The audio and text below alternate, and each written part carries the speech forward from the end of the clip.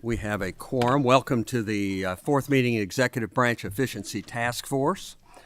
We do have a quorum, so to confirm that, Mr. Clerk, please call the roll. Senator Nemes, Present. Senator Westerfield, Senator Yates, Representative Baker, Present. Representative McCool, Here. Representative Minter, Here. Senator Mills, Here. Representative Miller. Thank you, Madam Clerk. And as always, please be sure to silence your cell phones. Members, turn on microphones. And does anyone have a guess? There are not many folks out here, so I would be surprised. But seeing no hands go up, I'd like to ask for approval of the meeting minutes of August 22nd. So moved. We have a motion and a second. All in favor by saying aye. Aye. Opposed, like sign. That carries. And as has become tradition, this is a special meeting committee, so we always read the charge of the task force. The task force was developed to take a wide but deep look into the functions of the executive branch of the Commonwealth. Specifically, the hope is that we'll be able to go cabinet by cabinet, allow them to come in, explain their structure from top down and how they function. This will lead to further conversations on how each cabinet is funded and their budget building practices. Additionally, those meetings will give the cabinets the opportunity to propose to the legislature future reorganization plan and any other proposals aimed at increased efficiency that requires legislative approval. Overall, this task force should produce information helpful to the General Assembly in increasing government efficiency in the 2023 session and sessions to come. And I personally want to throw in about reorganizations. Some of our committees, the standing committees, don't consider actions that were not heard in the interim, and so this is an opportunity to touch that base. If there are going to be organizational structural changes, changes in how federal or state funds are distributed, and any other topic along those lines. An item came up last meeting that is the subject of the first item, which is the Governor's Scholars Program. So we have Dr. Cedeno, if you'd like to approach the your wingman there, if you all could formally introduce yourselves for the camera and to the meeting.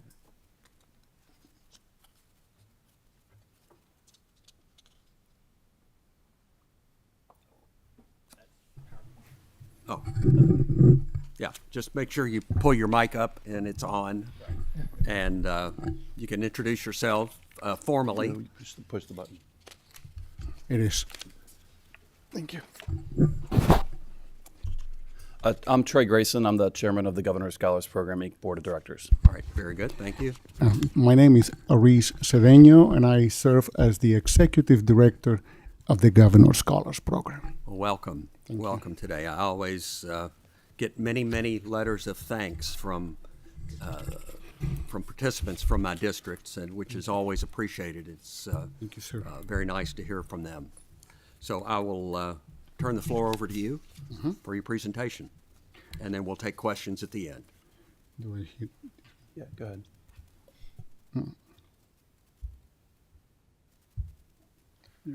So I'm going to start and do the first slide, and then Director Cedeno is going to do the rest.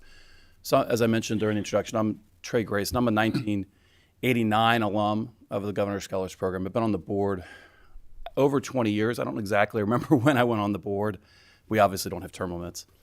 And I've been chair for about the last 5 years. I'm also a parent. Both of my daughters went through the program a few years ago. I thought what I would do is take this first slide that we prepared, and this is the one that I can speak most directly to on behalf of the board, of the structure of GSP and sort of how this money works. A little bit of background. In 1983, then Governor John Y. Brown decided, the state should have a governor's school, which is the generic term for what GSP is. many states in the South and the Midwest had started forming these schools in the late 70s and early 80s. And so Kentucky created one. The legislature passed funding in the 83 session to be awarded in the after July 1 fiscal year, so fiscal year 84. The program was a summer program. It's a 5-week program. And so because you needed to start a program before the money was available, the public-private partnership that finances it was immediately needed. So private actors stepped up and paid for the first few weeks, of salaries, and then when the public money stepped in after July 1, it paid for the rest. And that's basically been the structure ever since. So the ratio is roughly 75% of the funding is a state appropriation to the Governor's Scholars Program, Inc. And GSP, Inc. is a not-for-profit corporation. It's not a government entity.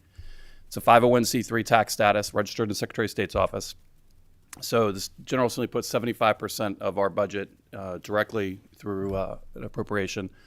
The other 25% that it takes to run the program is raised privately. There's a separate foundation, which I'll talk about in a second, that raises that money and then transfers the money into GSP, Inc. to balance the budget. The mission of GSP is to enhance the next generation of civic and economic leaders. It's a free 5-week program at Kentucky colleges and universities. This past summer, it was at Bellarmine, Morehead State, and Center College. Roughly every 3 years, we do a bid structure to reopen it. And we extended this past cycle one more year because of COVID. So next summer, we're going to have a slight variation. Murray and Morehead and Center will be the 3 campuses for the next 3 years. There are about 3 or 4 schools that have been kind of rotating over the last decade or so. In 2005, the General Assembly passed a reorganization bill relating to the program and basically said you have to set up a separate foundation to raise private money. There had been some issues and some confusion about state dollars, private dollars, all kind of coming in together into one entity. And so the way it works, somewhat similar to KET, where you have multiple entities. So as I mentioned, the legislature, you appropriate money directly into GSP, Inc. All private support and grants come into the GSP Foundation, and then the foundation transfers the money over into Inc. In early July, very early in the fiscal year, the state transfers the money in to GSP. The board of directors, which I said I'd share, we hire an executive director, and Aris hires the rest of the staff. Our board structure has, and this was all part of the bill, board structure has 3 ex officio voting members, so Commissioner of Education, CPE president, and the cabinet secretary for whatever cabinet we're attached to. Governors get 5 appointees, staggered over each term, and then there's 24 other board members that are appointed by the body and are determined by our bylaws and articles. In 2011, the oversight was transferred from the governor's office into what was now, I guess, the Education Workforce Development Cabinet, which I know is going to have a new name shortly if it doesn't already. So that's kind of how we're structured. So we're part of sort of dotted line oversight into the cabinet, but not really, not truly a state agency, but obviously 75% of the budget comes from the public, hence the oversight's appropriate. I'm going to let Aris get into a little bit more of the structure and how it actually works. Aris. In the packets of information that you all have, some of the documents to which Mr. Grayson referred a few minutes ago are in that order. The Senate Bill 134 on the right-hand side. Senate Bill 134, that was the Fletcher administration reorganized the GSP. Then our current board of directors and the executive order from Governor Steve Beshear transferring us to the then Education Workforce Development Cabinet. Now we report in the last few months to the Education and Workforce Cabinet. I think that's, or Education and Labor Cabinet, ELC. And so I will refer also to some documents on that side. As Trey mentioned, I am hired by the board of directors. I am not a state employee. Up until 2005, there were 3 state employees. when the reorganization took place, the interpretation of the Fletcher administration, Governor Fletcher administration, was that when those three state employees would retire or be fired or resigned, the money for those state positions would come as part of the grant to the GSP, the annual grant. And then the board of directors will hire. And that's how I enter into this equation in 2006 when I was appointed director of the Governor Scholars Program. We have a few employees in our office here in Frankfurt. We have a fiscal officer, 2 administrative assistants who are full-time and 2 part-times. Now, the GSP Foundation that Trey mentioned before has also one president of the foundation that works in our office for the private money. And we separate the money. We are one of the 3 governor schools in Kentucky. We are the oldest and the largest, but there is also Governor School for the Arts and Governor School for Entrepreneurs. Those are 2 separate entities. They have their own structure, they have their own executive director, and they report one to our cabinet and the other one to the tourism, arts, and humanities. I think that's the name. All what we do year round is to organize the summer programs. There are right now currently 3 sites. Trey mentioned those sites next year: Murray State, Morehead State, and Center College. In 1983, there was only 1.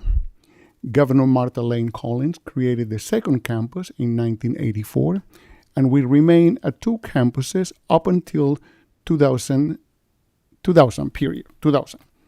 In the session of 2000, in the legislative session of 2000, Senators Stivers and then Senators Shaughnessy and Casevier filed a bill to create the 3rd campus and expand the campuses. And so since 2001, we have 3 campuses. Even though we are one whole program, the students are assigned to one of the 3 campuses. And it is a bid process, and the colleges bid and submit a bid every 3 years to host the program. As Trey mentioned, I, with the campus directors, hire and supervise the summer personnel. They are contractually hired for 1 summer only. The contract is for 1 summer, and there is no tenure position. They can reactivate the application and be rehired 1 more summer or more than 1 summer, but there is no guarantee that they will come back. We have 3 on each of our campuses. We have 1 campus director. We have approximately 19 faculty members on each campus, approximately 19 residential staff members on each campus, and about 8 office staff members. They come together for about 7 or 6 weeks. The students come for 5. And there are then 350 governor scholars for a total of 1,050, 350 on each campus.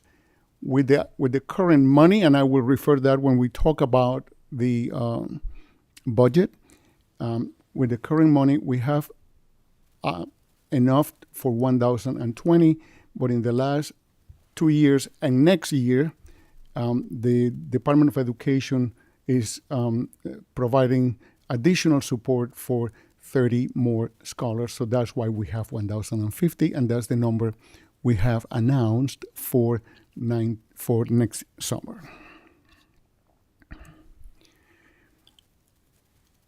In abstract terms, basically, our mission, of course, is to enhance Kentucky's next generation of civic and economic leaders.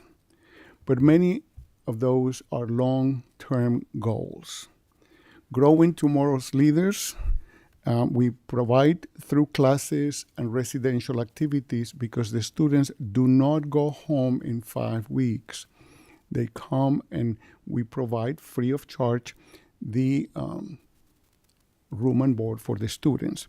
And so in addition to that, our main goals are to provide tools to tackle problems, and in a way you can see helping others be creative in life, school, workplace, and community, develop the ability to recognize when to be a leader and when to be a follower, and learning how to achieve our highest potential. The GSP does not quantify learning. And by that I mean we don't have grades, we don't have academic credits. It is an environment in which the students live together, learn together. There are residential advisors on each hall, and the faculty members remain on another hall, separate from the students, but on campus. So we create a community of about 400 people on each campus. You can see on your right hand side, a document there that is called Noteworthy Alumni, some of our business leaders, some of our civic leaders, some of our academic leaders. This is just a sample of some of our past Governor Scholars there.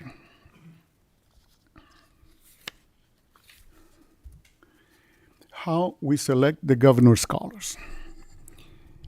It is an extremely highly competitive process at all school levels. Our overriding goal in the selection is that all the 120 counties of Kentucky will be represented. They are not in the last 2 years, but for reasons out of our control. In 2021, we had 119 counties. Butler County did not submit any applicant to the competition. I am actually speaking to Butler County tomorrow morning to make sure that they understand that we want them to. In 2022, Hart County did not submit anyone. Neither school in Hart County, Caverna, or Hart County High School submitted anyone. So I am actually visiting Hart County tomorrow evening too, because it is important for us that all districts be represented, and the number of that they can submit to the state level is based on the junior population, and the competition begins in the school, continues at the district level, and then reaches up to at the state level. The campus components, once they come to campus, we have classes. We have for each scholar, we have a focus area, or some sort of, in college term, is a major area that the students select. They select that class. Then there is a second class called General Studies that we assign them to with a different teacher. And we do that intentionally so that the students who select science may go to the humanities, and they balance their own curriculum. And then there's residential activities. There are discussion groups called seminars. They are led by the resident advisors. And they are led by the resident advisors because they are close in age to the students themselves. And they live with the students in the dorms, in the resident halls. There are residential activities like hall activities, field trips, supervised field trips, community service. Whenever possible, we have, in the last 2 years, we were not able to do that. Convocation speakers, and many other activities that lead us to our goals, overall goals. We have a college fair to which we invite all Kentucky's colleges and universities, and the students have the opportunity to attend that. We have a school counselor training for the next, during the summer for the next application process. We also have rules and regulations So the students don't just run freely on a campus. They are 17 years of age, and we need to have a number of rules and regulations. Some of those are non-negotiables, like no firearms and no drugs and no alcohol, for instance. Some of them are just for out of necessity to maintain a good environment within the community.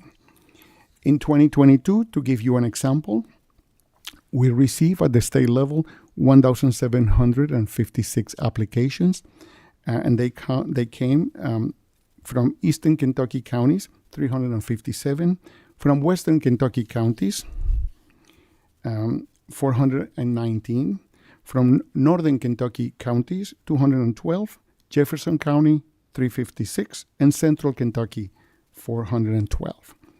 We accepted 1,051 students. That is about 60% acceptance rate. Female applicants were 1,204, male applicants 552. Those percentages have grown and grown and grown on one side.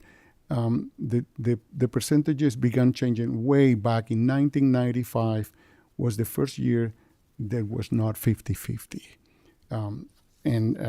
We strive to have every year approximately 60% female representation based on the application numbers and about 40% male representation. That means sometimes in the selection process, we have to go a little bit lower in the male selection in terms of the scores. The application is not only based on grades. Many people believe that we are only basing these on grades. No, the academic achievement is important to us. That's GPA, standardized test, difficulty of course load is up to 30%. Student profile, that is extracurricular activities, that is service, honors, and awards, and that is 30%. A writing entry up to 20%, and 2 letters of recommendation, one from a teacher and one from a community member, a member of the community outside the school. We explain the very competitive selection process on every, we will be reaching this month and next month, we are reaching about 80 counties of Kentucky with explanations. I have an event tonight at Georgetown for the counties in Scott and surrounding. And so tomorrow I have Hart County and surrounding. Thursday I have Taylor County and surrounding, and then we move to Western Kentucky and later Eastern Kentucky. But we reach about 80 counties every year to explain to the potential governor scholars and their parents about the program. So we do that, and I mobilize myself throughout all the state. This is a graphic here that shows the overall satisfaction with the program. We do this every year. We didn't do this in 2020 because it was a very modified program. We didn't do it in 2021, but we returned to do it this year. And the questions that the students asked, that we ask the students in the survey at the end of the program as they exit, relate to classroom experiences, residential life, campus events, and what they have learned about Kentucky in general and colleges in Kentucky as well. About 83% of our students, graduates, go to Kentucky colleges and universities. All Kentucky colleges and universities offer scholarship at different levels based on the fact that they have completed the GSP. And so you can see here the number of strongly agree, neutral, disagree, and strongly disagree. Those percentages are fairly similar over the years. The last graphic I have here is the state appropriations.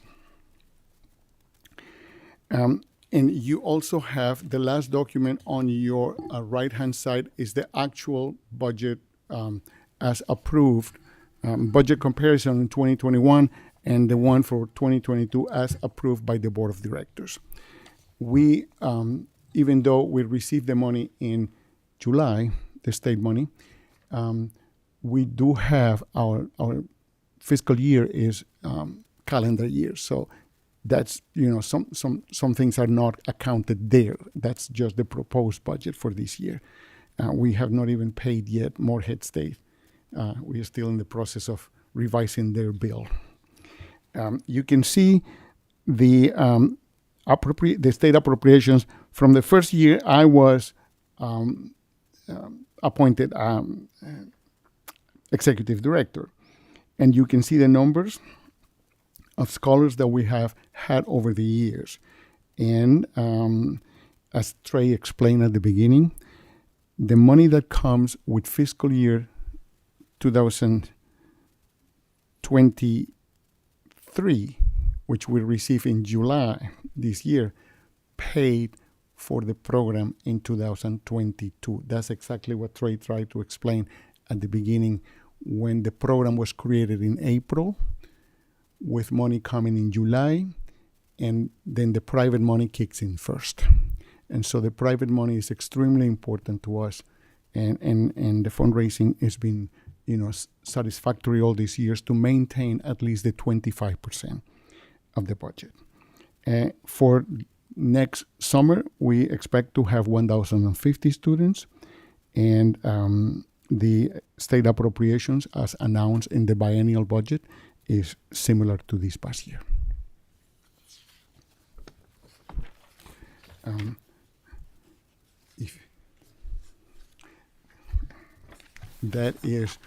That completes your presentation. Yes, sir. Very Yes, good. Just, And, Mr. Chairman, it's just a brief explanation of all the things, but we'll happy to answer any questions you Very good. And the first question comes from Representative McCool. Thank you, Mr. Chairman. My first question is, do you keep a record of success? I mean, I know you got a listing there that you shared with us, but of all students, how many actually goes in and actually completes a baccalaureate degree at some point in time? Yes, sir. You got a tracking mechanism? Yes, for that? we are tracking a mechanism, and we work with Kentucky Stats also, with KY Stats, so that we can make sure that we have those records. We need those records not only for all of you here, but also for potential private donors who ask about those records. It's important to maintain where they go to college. We know approximately how many students go in-state and what colleges they go, and how many students go out of state, how many students have residence in Kentucky, and the success of many stories.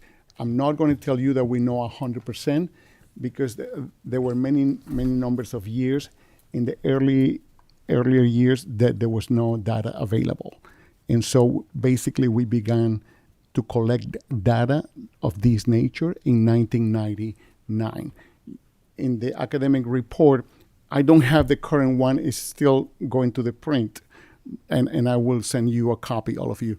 But this is the 2021, and you can see in the back of the report, there is information about college going from the beginning in Kentucky, and also the current permanent resident in the state of Kentucky. It's about 82.6% of our alumni. And we have about 35,000 alums in 40 years. So 82% completed? No, those are they reside in the state of Kentucky. Okay. Which is important to us, because that's a strong return in investment. Mr. Chair, can I make one more comment? Yes, you may. Thank you. I appreciate that. And yes, I would like to look forward to seeing that data. One thing that, and I think it's a good program, don't get me wrong, but at the same time, I wonder sometimes if we're not providing resources to those who would be successful regardless, whether you had a governor's scholarship program or not. I'm worried about those students who are average students. Mm-hmm. that may not have the, the writing, I think, is probably done prior to, so you can get a lot of help if you got that. But I'm wondering if there's a group of students that we're not touching that could be considered, and how that would help them be successful and encourage them to go on to a degree-seeking student. Does that make sense to you as well? So It does make sense, Thank you. Representative McCool. It is difficult to explain also that many of the students that we select are successful in academics but have a lot of adversity in life as well. And our students are not selected only, as you know now, in terms of the academic records. Many of them work, and that is considered part of the application. When they do work, they can say that too. Many of them do service in the communities. Many of them do extracurricular activities to help the families around them as well. So, but I understand exactly what you mean in terms of others. Unfortunately, and Trey, I guess you agree with me on this, but I don't know if you have something else to say. Unfortunately, we don't have, our capacity is limited to the numbers that we have. Also, you know how in the schools, one of the difficulties we face in the selection process in the schools is that some schools want to nominate without an application. They just want to designate this, and that. And we want to make sure that they conduct an application process. Many parents have commented in the past, the systems in the schools may not be favoring some students, but I certainly understand. As a professor, I came to Kentucky as a professor, and I have taught over many years first graders, 10th graders, and then college. And I understand that there are many students that don't come to programs like this, and I wish we could also assist in that way. If I could add, Representative McCool, which I can't see you, which means you probably can't see me. Oh, yeah, if we do that, we can see each other. Hey, let me add two things to this answer. One is, I think, first, it's a fair point. And I think that's where, with the goal of having somebody from every county and the recruitment efforts, we're trying to do our best to get out in every cycle. This is more, anecdotal, qualitative, but I'm always struck by the number of students who, first time away from home, first time doing laundry, first time, all these kinds of things, some of the adversity he talked about. The second thing is, by forcing, he alluded to the application, by requiring an application, one of the things that does is that prepares students for the college and scholarship application. And so many students use their, the list of activities that they prepared and their references and their essays to help get scholarships and unlock, funding like that. So, it is, I think by definition, it is a program that not every student in Kentucky is eligible for. But many of the students who participate, would not fit a description of elite. They may be leaders in their schools, but as we know, that schools in Kentucky vary quite a bit, and so I think it is something we really try, and also when they're on campus to try to make sure they succeed, because there is this, you've got kids from Kentucky Country Day going to as well as kids from Caverna High School, just to pick one that I know is a small, tiny school that is an independent district and that Aris mentioned. And so we want to make sure that they have a good experience on campus too. The 30 additional scholars that are sponsored by the commission, the Department of Education, that money is targeting also students with circumstances, adverse circumstances. That's the Churchill Down funding also. We also have about $40,000 private money from Churchill Downs in Jefferson County, actually for each of the legislative districts in Jefferson County. We select one. We don't select them earlier, but we select them based on facts that are,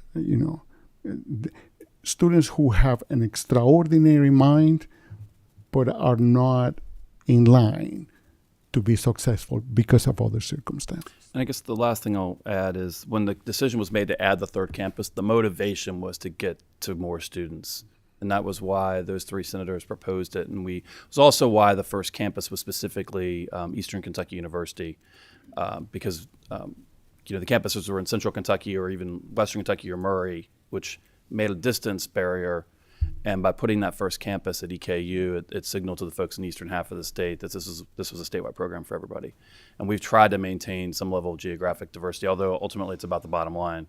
But we've been fortunate to have both Murray and Moorhead participate for the last couple decades, which is oftentimes the first time somebody's been to Eastern or Western Kentucky, and I think that's a good thing. Thank you, Mr. Morris. Next question is from Representative Baker.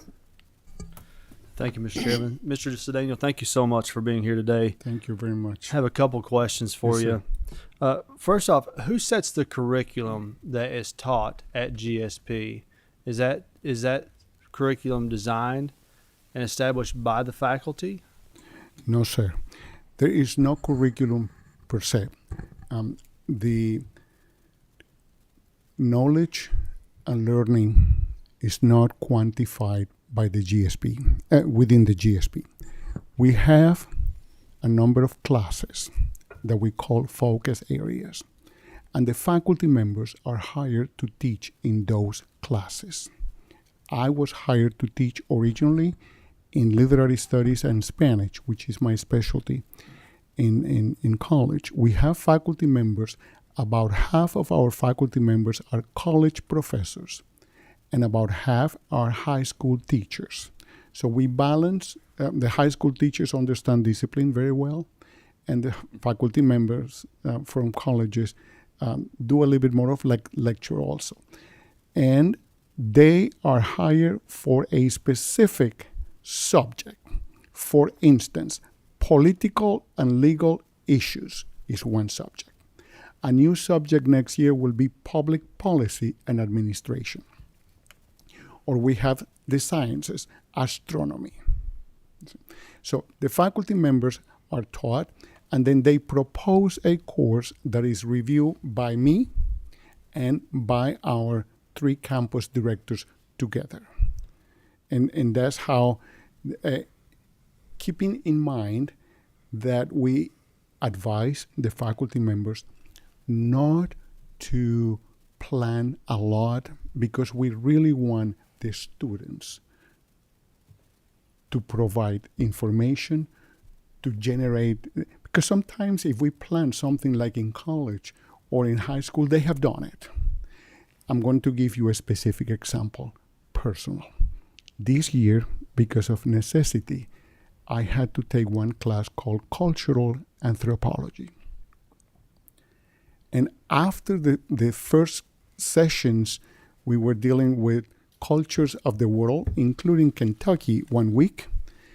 After the first session, the students decided that they wanted to also work and explain to others about their family tree. So I allow that because it was generated by the students. And of course, I guide them on how to prepare a family tree. It's not just, I'm going to joke about discussing, or it is a serious activity. And so we want the students to own. In the program, nobody calls me doctor, professor, or mister. Everybody calls me Aris. Well, in fact, everybody calls me Aris in life. And yeah, and we do that because we are all scholars. The students are not called students, they are scholars. And we are scholars, and they own the education in that classroom as much as many students will tell me, Aris, you have inspired me. No, you have no idea how much the students have inspired me. I am not from this country. And I resigned my tenure post at the University of Louisville after I got all my ranks, of course, to do this full time.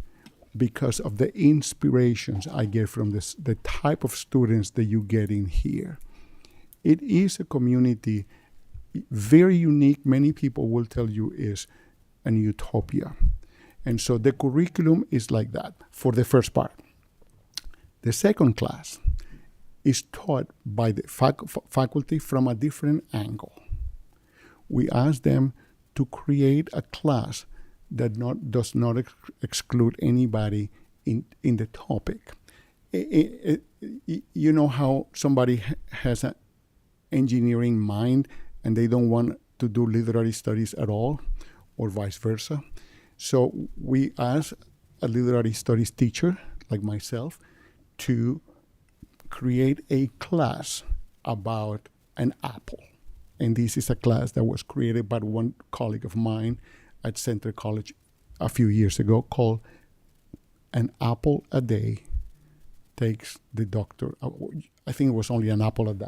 Yeah. I think it was only an apple a day. And the first week, it was about the apple as a fruit. And the second week, it was about the apple in painting. And the third week, the apple as a symbol, teachers and so on. And the fourth week, in computers and so on. And the first week, the students were asked to find the meaning of the apple from their own perspective. And this was a course created by the faculty members to bring students from different fields, because the students that come to us really want to do something in life, and many of them think that they know exactly what they are going to do. They have changes, but so that's the academic curriculum. Then the residential curriculum, in the hands mainly of the RAs. The RAs are about 19 students per campus. About 99% of the RAs are former governor scholars. The competition is tough, not for faculty. We need to go and recruit them, but for RAs, they all want to come back and be RAs and help the next generation. Because of the closeness in age, we have a number of activities. We have a bank of activities that are not required, that the RAs have access to it. And that is what determines those activities in the bank of activities are brought by faculty, by RAs, and so we collect activities that they propose, we review the activities, sometimes we exclude the activities, sometimes we bring new activities and so on, but residential activities could be related to sports, could be related to who you are and what you want to do in life, could be related to how you function in your community, could be related to things that are personal to the students, and the Right. students themselves can also do that. Thank you, Doctor. I'm going to allow one follow-up. We need to get to the next agenda item. I understand but that. Thank you. Thank you, Mr. Chairman. I have a Oh, number. and we have one other person in the Sure, queue. and I'll as try well. to be. So just, if you could be succinct. I understand. for us. Thank you. I'm a professor, I tend So to- I have a number of questions, but obviously I'm going to limit it to one. Yes. But there are a number of parents, there are a number of students, there are a number of legislators who are concerned about what took place at GSP this summer. And what I was told from a number of different individuals, this summer students were required to declare their political party, their gender, their sexuality, their stance on abortion, and their white privilege. And they had to explain their white privilege throughout the week. What would you say to parents? What would you say to those students? What would you say to the taxpayers who fund this program? First of all, thanks for the question, because I heard when you asked the question, Secretary Link, as well. I'm going to tell you right now that we have not received any of those comments or inquiries in any way in my office, in any way at all. We heard, Trey Grayson heard from one representative very shortly after we closed one campus. That's all, and I met with that representative, Mr. Bentley, last week, and explained to him, yes, I had to dig into the activity bank, and we found an activity called a privilege walk. And we are reviewing the activity to see if it fits or not, because if it doesn't fit, it needs to be out. What we don't understand is the part, and I just really don't, we train our faculty and RAs not to ask that type of questions. The activity privilege walk is not mandatory, and it may have been done in one, perhaps in another seminar, discussion groups, but it's not done as a part of the curriculum. It's just one more activity that the RAs had access to. The intention is not really to get to know. The students talk among themselves, and that's fine, but really we have not received, we don't ask, what's your sexuality? If they want to disclose that, but we don't ask. Now, the activity itself says, and I'm going to be honest, you probably have seen a copy of the activity that I had to dig. The activity says, literally. We have not seen it. Huh? We have not seen the copy. My co-chair says we have not seen it. And Well, perhaps some of our members would like to yes, see it. I will share. Then You I can will share follow up and share with you that activity. The activity asks the students, if you have received an education, step forward. If you have come from another country, step backwards.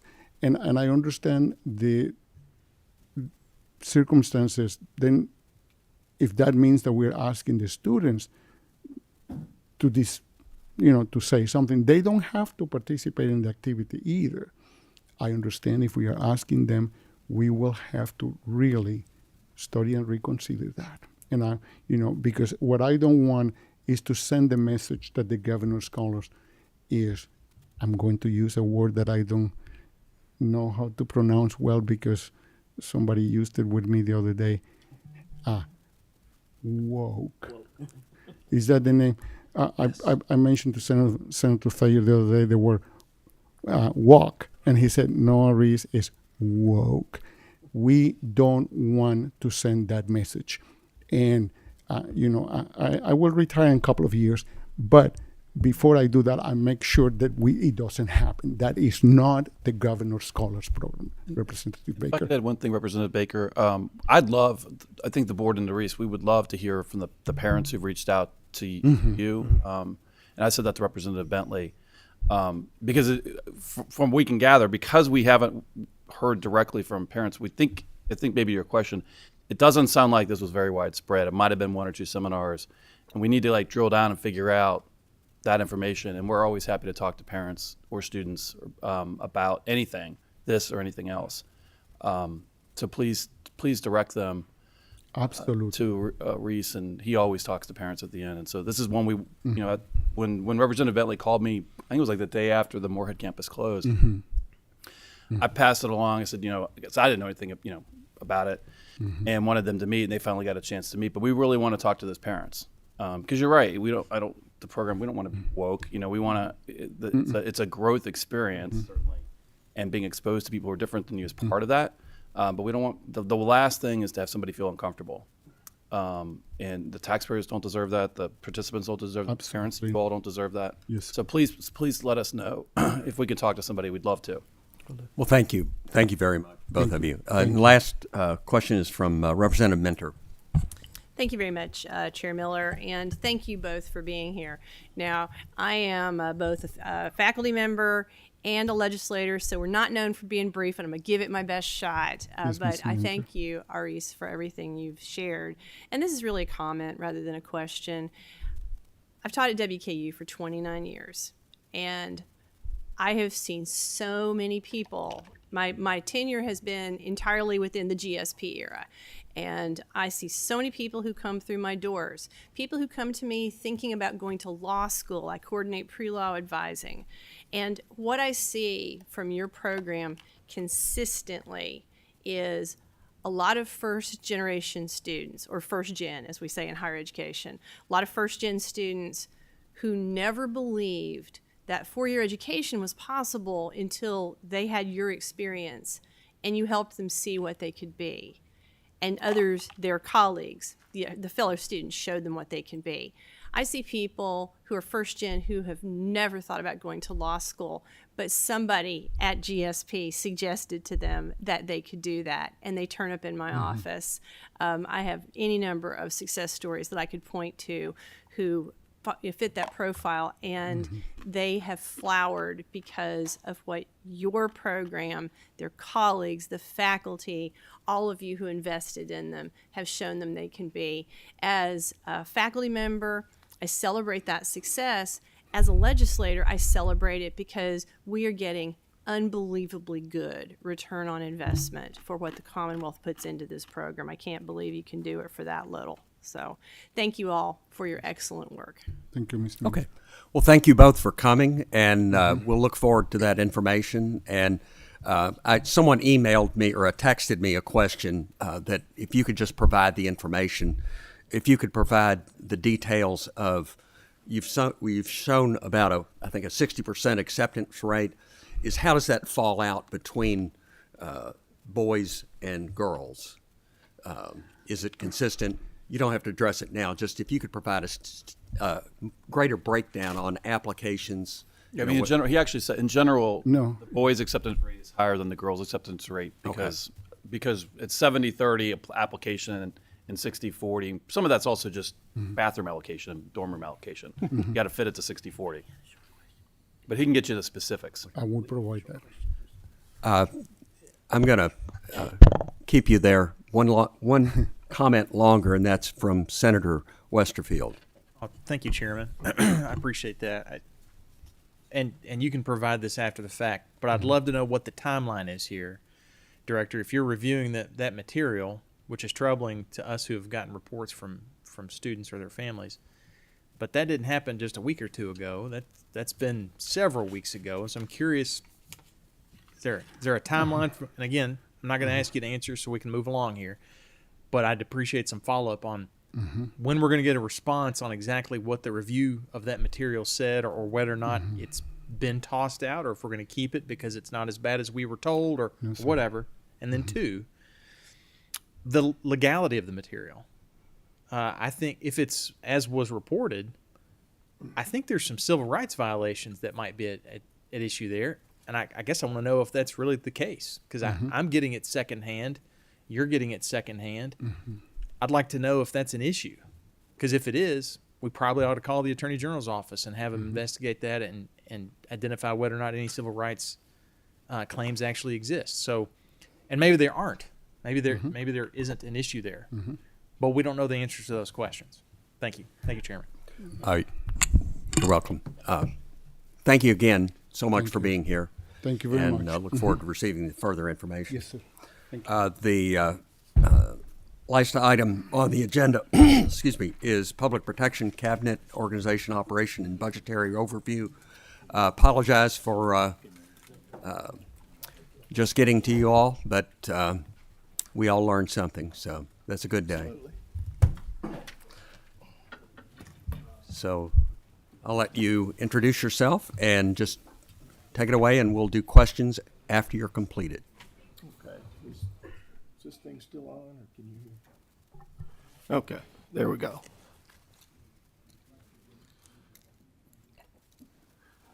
First off, Mr. Chairman and members of the task force, I appreciate you having us here today to discuss the Public Protection Cabinet.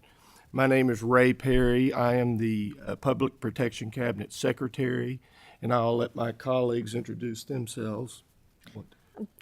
Good afternoon. I'm DJ Wasson. I'm Chief of Staff at the Public Protection Cabinet. Good afternoon. My name is Jacob Walburn. I serve as General Counsel of the Public Protection Cabinet. Okay. So we'll start off with a brief overview, and then DJ has a PowerPoint. The Public Protection Regulation Cabinet focuses on keeping Kentuckians safe during business, leisure, and daily life.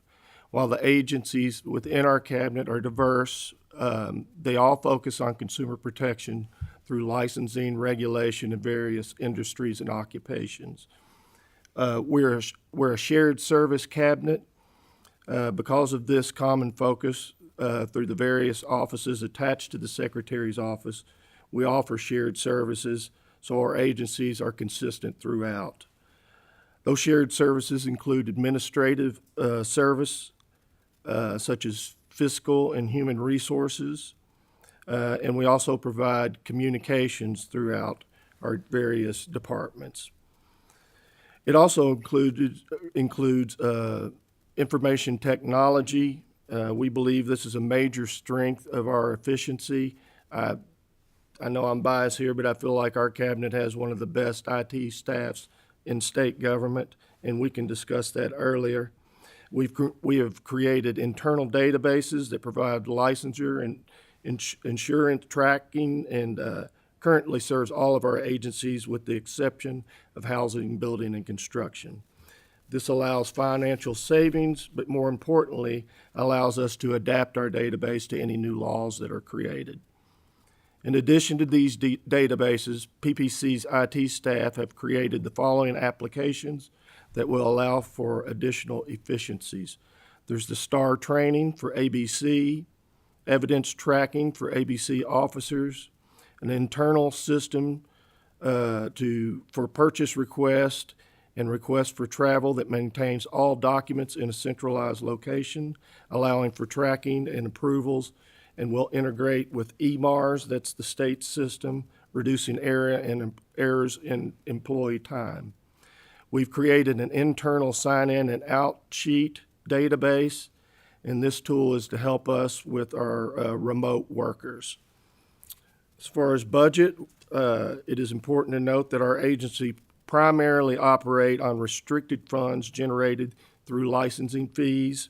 However, there are some general funds and some federal funds. I would like to take a moment to thank the General Assembly for the additional funding that was included in HB 1. This was very important to us. It helped us with additional positions and vehicles in the State Fire Marshal's office and to hire more inspectors and plan reviewers. This was badly needed, and it's a godsend to us that we have these extra positions. So I really want to thank you all for that. The department has been understaffed for many years, and a combination of natural disasters and economic development has increased the need for positions there. The funding is great. So with that, we'll start with our PowerPoints. Okay, we got it up. Okay, so here you see we have the Office of the Secretary, and we have 10 other departments. This provides an overview of the cabinet as a whole. We're a small cabinet. We regulate some of the biggest industries in Kentucky, and we touch the lives of all Kentuckians. We'll go to slide 3. As I previously noted, the Office of the Secretary provides services and oversights for all agencies within the cabinet. The federal funding note relates to the appropriations from the State Fiscal Recovery Fund and Nonprofit Assistance Fund. This program provides one-time assistance payments to eligible nonprofit organizations that experience net negative revenue in calendar years 2020 and 2021. And we can answer some questions on that here in a minute. Staff within the Office of the Secretary also administers the Team Western Kentucky Tornado Relief Fund and the Team Eastern Kentucky Flood Relief Fund. That's slides 4. And now we're going to start with the agencies. The Department of Professional Licensing provides administrative support, fiscal operations support, and legal counsel to various licensing boards. The types and services provided are determined by the board. They vary. Sometimes we just provide administrative, sometimes we just provide legal, sometimes a combination of both. Slide 6, please. The Kentucky Real Estate Authority protects the public by licensing real estate professionals, including appraisers, auctioneers, and home inspectors, and real estate sales associates and brokers, and investigates complaints received by all the related licensees. The federal funds related to the federal grant relates to scanning of appraisal documents into a national database. That's what the $204,000 is. Slide number 7. The Kentucky Boxing and Wrestling Commission encourages the growth of unarmed combat sports, protects participants and spectators, and strives to improve the the sport by thoughtful, reasonable, and fair regulation and monitoring. They've been working hard to promote wrestling, mixed martial arts, and boxing in the home of Muhammad Ali. And I'll say this, we've got a real good guy on this job. He's working it. WWE's the big money maker here, and he's gotten them to come here, I think, 3 times in 1 year. So, I mean, he's really working to promote it. And, of course, that fills up hotels and restaurants. It's good for everybody. So I'm very proud of that. The next is the Alcohol Beverage Control Board. The Department of Alcohol Beverage Control develops and enforces reasonable administrative regulations related to the sale and use of alcoholic beverages. This includes malt beverages, distilled spirits. The agency is one of 3 PPC to have sworn law enforcement officers to assist in enforcement. The federal funding relates to the ABC provides for the FDA related to tobacco compliance. And I wanted to say something about our ABC officers. In addition to this, they've provided security in West Kentucky during the tornado, and they were also working down there providing security in the flood areas. They worked a full day. They were on their way home. 2 of our officers got a call, said, "Hey, can you help us evacuate a nursing home?" They went down there and did that. So that's the type of people they are. So we're very proud of them. The next is the Department of Charitable Gaming, which provides a regulatory framework allowing charitable games to thrive in a viable fundraising mechanism. The department helps ensure the productivity of charitable gaming through appropriate regulation, oversight, and education. We also have the Department of Financial Institutions serves Kentucky residents by promoting access to stable financial industry, implementing an effective, efficient regulatory oversight, enforcement of consumer protections, and encouraging economic opportunities and sound financial decisions through financial empowerment programs. DFI provides oversight of depository institutions such as banks and credit unions, non-depository institutions such as payday loans and mortgage loan servicers, and now, with the passing of the legislation, student loan services. They also provide oversight for securities. The next one. The Kentucky Horse Racing Commission is an independent agency of state government charged with regulating the conduct of horse racing, pari-mutuel wagering on horse races, and related activities within the Commonwealth of Kentucky. Kentucky Horse Racing Commission is administratively attached to our cabinet. We provide administrative, human resources, and fiscal support to the agency. The Department of Housing, Building, and Construction enforces statewide standards for building construction. The agency ensures fire and life safety in existing buildings, licenses, certificate plumbers, electricians, boiler contractors, sprinkler and fire alarm contractors, and building inspectors. The state fire marshal is an office within this agency. It is important to note that local governments may have jurisdiction over inspections within their municipalities, such as those for single residential homes in the area for which they have requested jurisdiction. So we don't always have jurisdiction over residential homes. We can help, but they mainly have that. Slide 13, you ready? Department of Insurance is also in our cabinet. It regulates the Commonwealth's private insurance market, licensed agents, and other insurance professionals, monitors the financial conditions of companies, educates consumers to make wise choices, and ensures Kentuckians are treated fairly in the marketplace. The Office of Claims and Appeals decides crime victims' compensation claims, hears and decides appeals on tax assessments, and hears and decides negligence claims filed against any Commonwealth of Kentucky state government agency. The federal funds relate to a grant under the Crime Victims Act and provides funding for the Crime Victims Compensation Program. That concludes the overview of PPC, and I'm happy to answer any questions. Great. We appreciate it. Co-Chair Mills has the first question. Okay.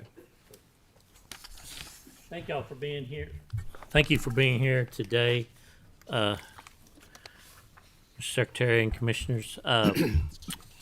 First of all, your cabinet is huge. I mean, it's humongous how much you have oversight, and you're exactly right.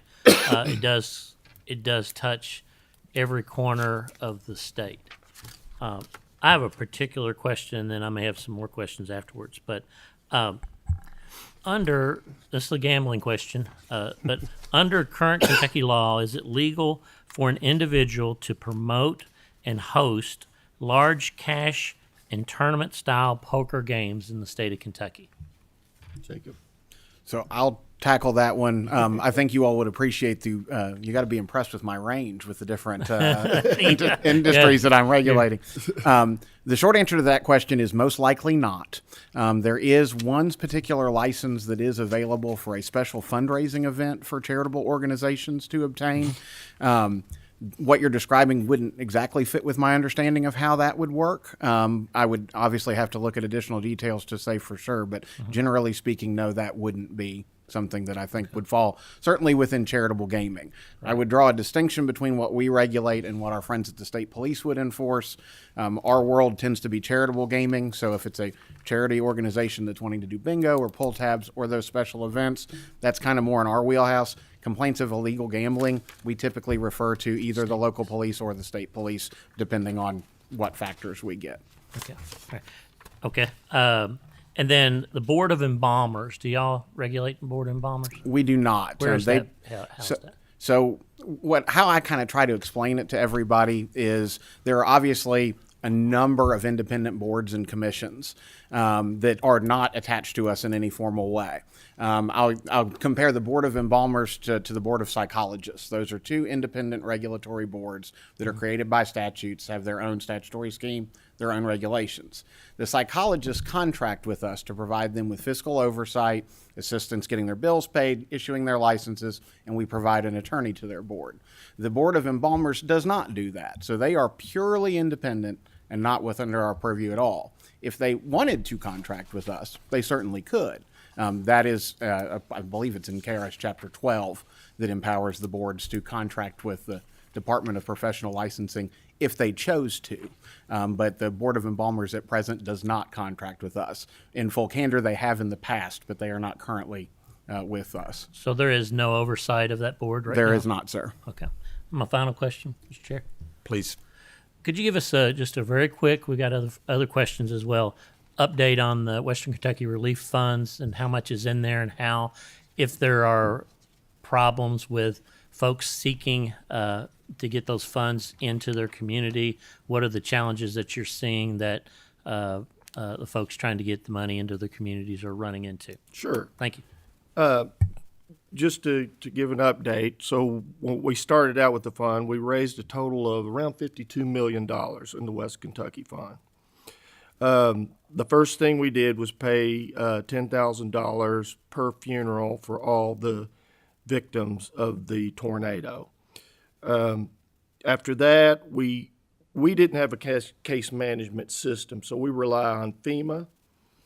And so FEMA does a case management system, and if you applied for FEMA, we were very careful not to duplicate benefits. You have to work with them because if you do that, they could pull back money. But so we worked with them, gave additional monies on top of what FEMA had already given people.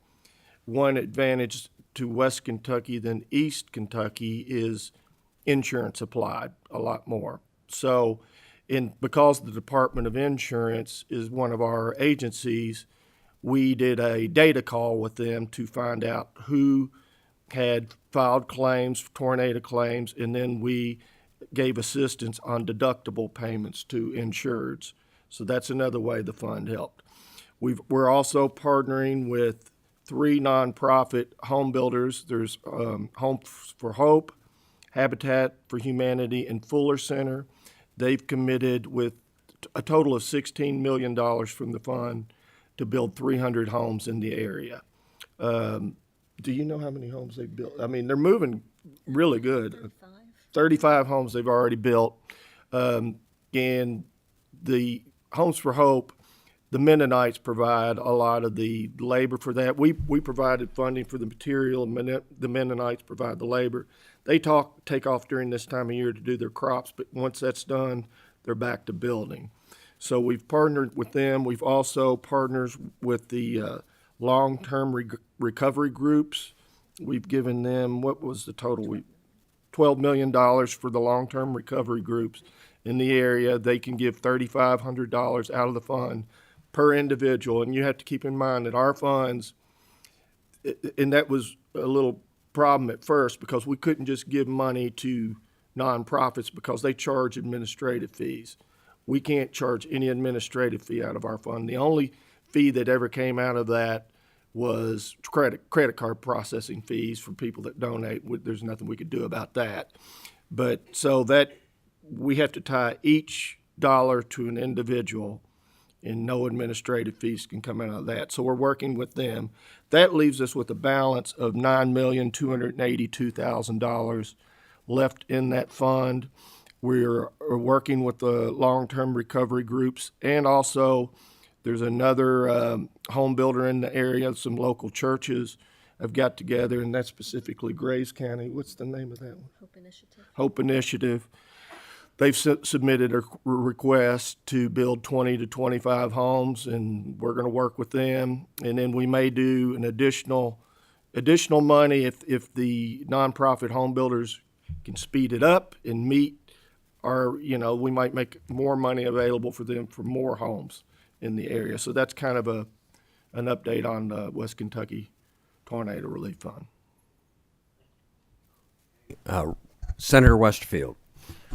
Thank you, Chairman. Asking my regular question or line of questioning here, and I'm particularly curious. I don't know what the infrastructure looks like. You've got a couple dozen professional licensing boards, as you talked about, and then there are others. I didn't realize that you still might offer some sort of administrative aid to those that aren't underneath you, but that are independent. Yeah, I'm curious what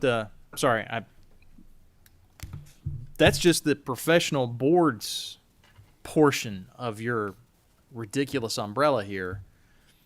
What does the IT infrastructure look like with the cabinet? How many systems are there? Do all of the subordinate agencies have systems that talk to yours, or are there independent systems? That's a big open-ended question because I don't know exactly what it looks like. And then I guess the second part of that would be what needs to be improved? What efficiencies need to be gained within the cabinet that you see right now? So I can speak to the first half of that question, Okay. and then I'll defer to the Secretary and the Chief of Staff for the second.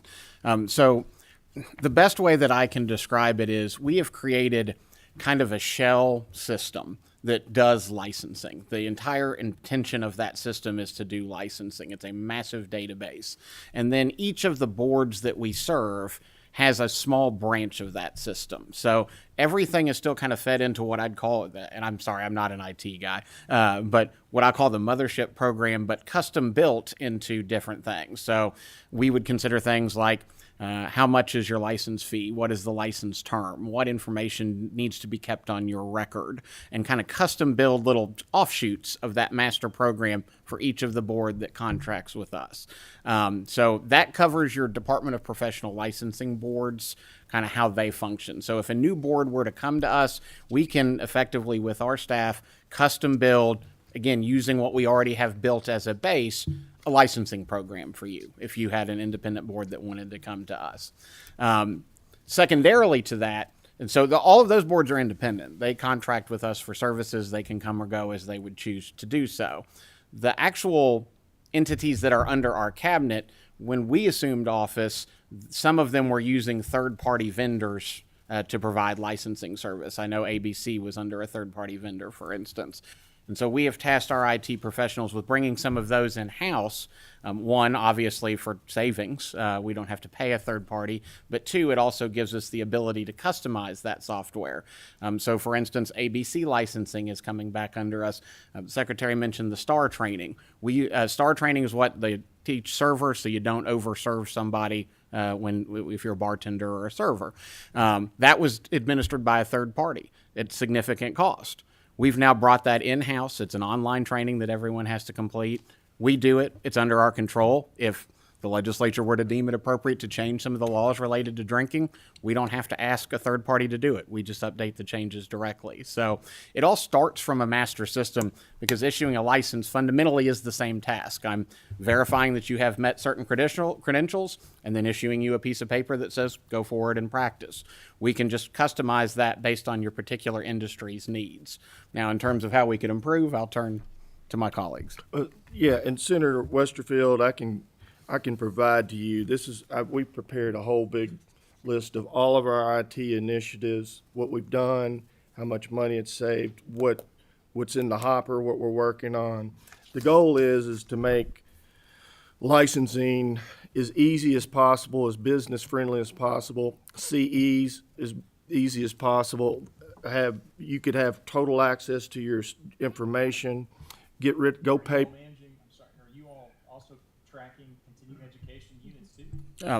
Yes. It's subject to the particular board if they've contracted with us, but with all the DPL boards, yes, we are receiving that paperwork and entering it into the system.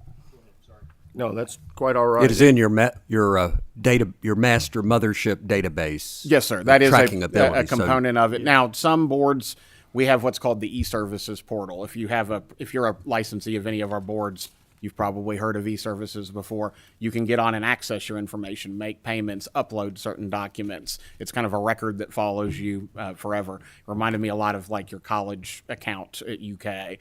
You get on to register for classes and pay your tuition. Same thing for us, just with a professional license attached. All right, continue. Okay. So I'd just like to highlight a couple of areas. When we came on board, ABC was utilizing an off-the-shelf product. I honestly, with the IT staff we've got, I'm not a fan of off-the-shelf products. If I can interrupt, in the interest of time, I'm very interested to hear, and I want to see that document. So I appreciate you preparing that for us. Are there things legislatively that you need the legislature to do to improve efficiency in your cabinet? I appreciate things you're doing on your own already independently, and that report is very good, and I'm glad to hear it. But the objective of this task force is for us to identify whether there are things we can do within the executive branch to improve your efficiency. And I'm asking every one of you that come in, is there something we can do? Not what you're doing right now on your own, which is fine. And I don't mean to step on your shoes there. But I want to know if there are things that need to be done that you can't do because you need us to do something. That's what I'm asking for. We can discuss Sorry, Mr. Chairman. No, that's quite all right. In the interest of time, if you could address that quickly. Okay, so one thing is the Department of Financial Institutions is looking at a reorg, and this will help them address what's it called? Blockchain technology and cryptocurrency. That's a new thing coming up. So we've got to create a division to handle that. It's a whole level of expertise. So that's something that we will be proposing that you all could help us with there. I can tell you that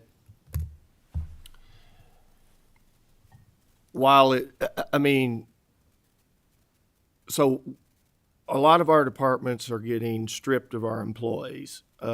This is happening more so with the Department of Financial Institutions than any other agency. The Federal Reserve and the FDIC have always tried to recruit from us. Sometimes successful, not as much.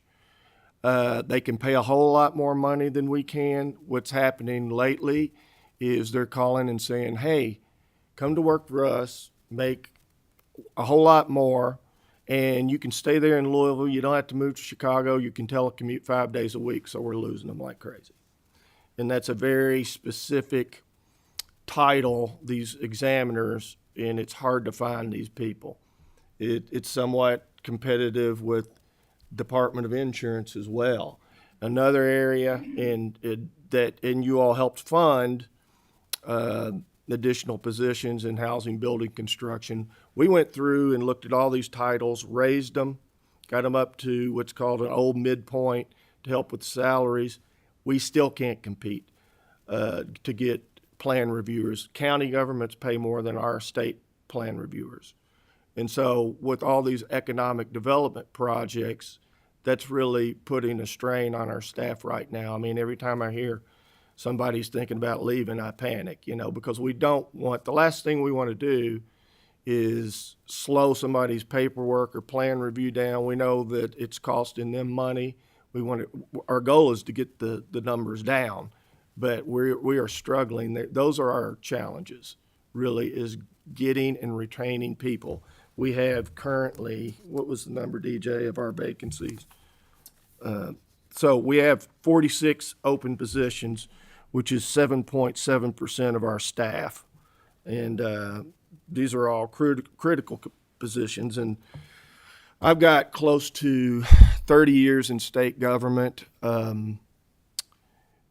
Used to, when you would call a register for just like an admin specialist through a very general admin, you would get a register back, maybe 100 names on it. Now you're getting 5.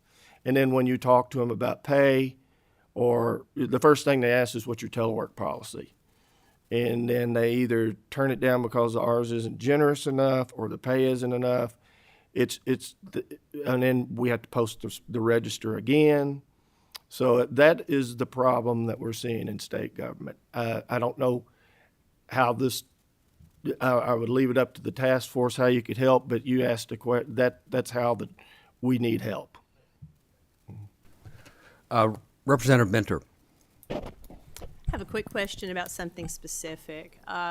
You had talked about how DFI is now administering the regulation of student loan processors for the first time, which is an issue that I championed for some time, and something of great interest to me as someone in a college town working at an institution of higher education. So could you tell us a little bit about how that's going since statute went into effect? DJ? Representative Minter, I mean, right now, honestly, we're working on those regulations, that Bill of Rights portion, and drafting those. That has been our focus since the law passed. Looking at all the best practices, certainly reviewing the piece of legislation that you sponsored, and trying to incorporate the actual specific process into a regulation, which we're working on drafting. So that's been the focus. Okay, we look forward to seeing that. Thank you so much. Thank you. And what may be the last question is from Co-Chair Mills. Just a follow-up question about working from home, telecommuting, whatever you want to call it. Approximately how much of your staff is still at home? How many are in a hybrid sense? Sure. And where are we at on that? And what is permanent, a permanent office policy allowing them to stay out, or is there an executive authority that's allowing folks to work from home? Where does that stand? There is a new permanent policy.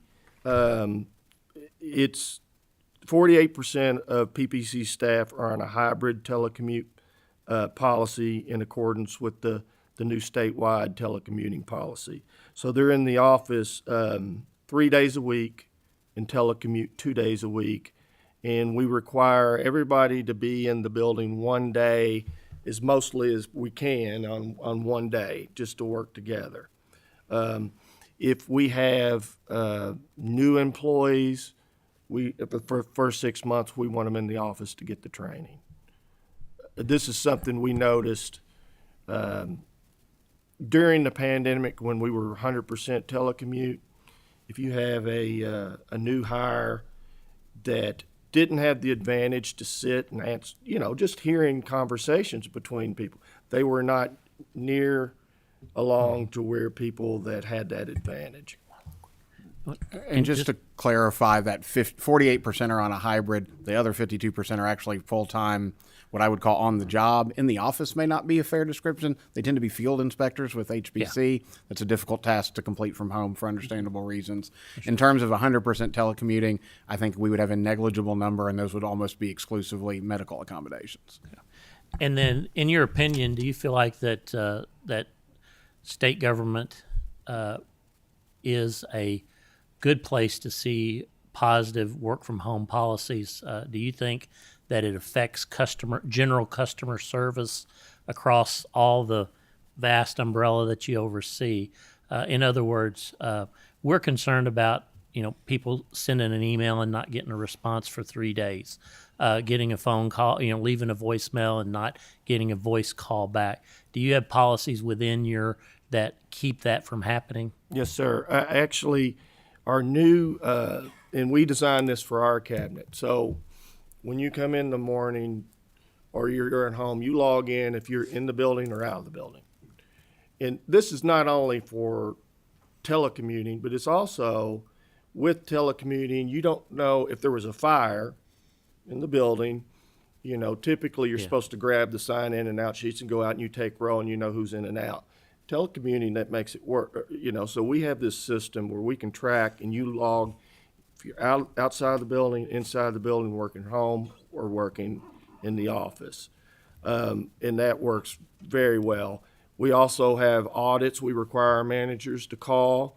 If you don't answer an email within a certain time, you can lose your telecommute policy. It's your telecommutability. So we stay on that. I can say that we've had very few complaints. There was a few. We address it. I think overall it's a good mix, having the 3 days in and the 2 days out, and it keeps us somewhat competitive with what private sector's doing. I've long been an advocate of work from home, but it's got to have the ability to manage what they're doing, and it sounds like you're on that. Yes, sir. Members, we are going to wrap this up unless there are any other questions. I do want to make sure that you look through the material that's been provided, and if you have follow-up questions, get them to Mr. Carter next to me, and we'll ask for a response, and if it requires a more detailed explanation, we'll have that group back. Not to picking on you all, but we do want to do that because we are trying to deep dive where there are questions and concerns. Are there any other matters anyone wants to bring up? If not, their next meeting date is here, Monday, October 24th at 1 p.m.